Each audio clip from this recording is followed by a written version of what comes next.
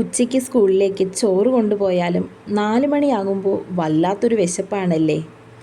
School വിട്ട് വീട്ടിലേക്ക് എത്തിയാൽ ബാഗൊക്കെ വലിച്ചെറിഞ്ഞ് അടുക്കളയിലേക്കൊരു ഓട്ടമുണ്ട്. വിശപ്പിൻ്റെ വിളി നമ്മളെപ്പോലെ അമ്മയും കേട്ടതുകൊണ്ടാവാം ചോറ് പാത്രത്തിലേക്ക് ഇട്ട് തരാൻ ഒട്ടും താമസമുണ്ടായിരുന്നില്ല. ഉച്ചയ്ക്ക് കൊണ്ടുപോയ ചോറും കറിയും ഒക്കെ തന്നെയാണെങ്കിലും വൈകുന്നേരം കഴിക്കുന്ന ടേസ്റ്റ് ഒന്നും ഉച്ചയ്ക്ക് കഴിക്കുമ്പോൾ കിട്ടില്ല.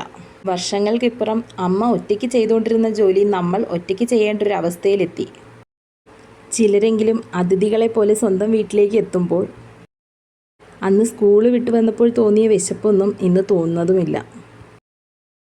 കുട്ടിത്തം മാറിയതുകൊണ്ടാണോ, കുട്ടികളായതുകൊണ്ടാണോ, അതോ ഇനി ജീവിതം എന്താണെന്ന് മനസ്സിലായതുകൊണ്ടാണോ എന്തോ എല്ലാ കാര്യങ്ങളും നമ്മൾ ഒറ്റയ്ക്ക് ചെയ്യാൻ പഠിച്ചു.